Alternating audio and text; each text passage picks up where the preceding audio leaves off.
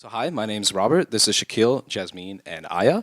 And our question was looking at if higher internet speed in rural areas results in more economic development and growth. And then through analyzing our data, we found that there is a need for additional funding in broadband infrastructure in rural areas in order to improve competitiveness in the digital economy. So we found that 69% of rural subdivisions do not have access to high-speed internet or 50 megabytes per second of download speed and 10 megabytes per second of upload speed. We also found employment rate to be statistically significant, and that is, as employment rate went up, so did access to higher internet speed.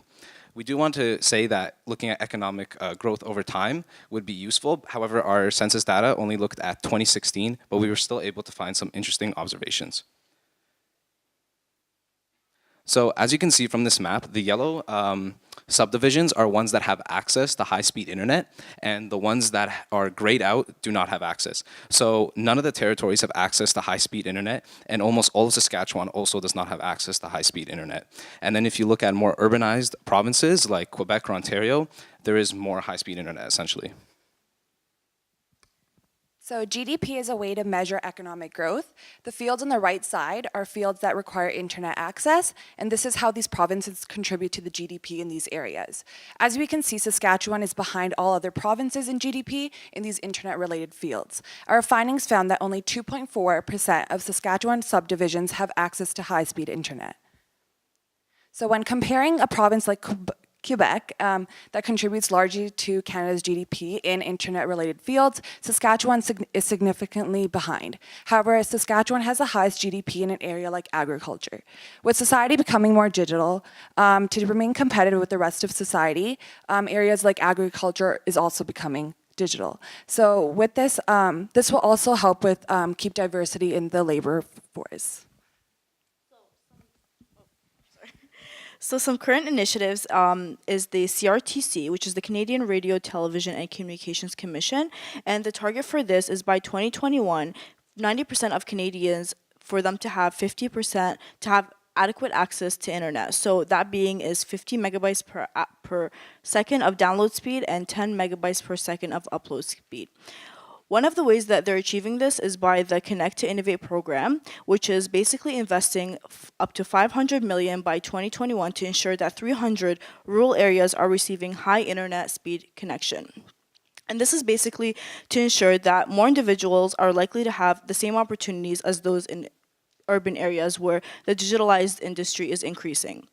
And finally, the Broadband Fund will provide $750 million over the next 5 years to support projects to build or upgrade infrastructure in rural areas to serve underserved Canadians. So we do understand that the CRTC and ISED are doing a lot of projects to make sure that individuals have access to high-speed internet. However, our policy recommendation includes a small tax on top-tier online subscription services, where the tax revenue will be used on rural broadband infrastructure so that rural areas have more access to high-speed internet. A similar tax has been proposed in Georgia, US, and France. In Georgia, a 4% tax was proposed on online subscription services in order to provide rural areas with access to higher speed internet.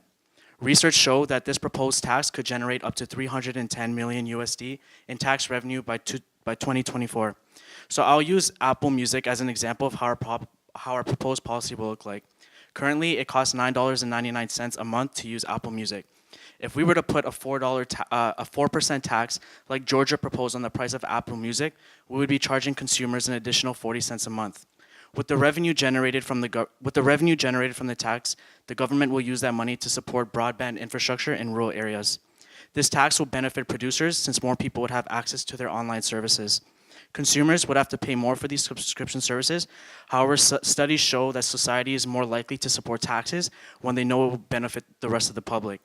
Since high-speed internet is an essential service, with rural areas having more high-speed internet, they can remain competitive in the digital economy.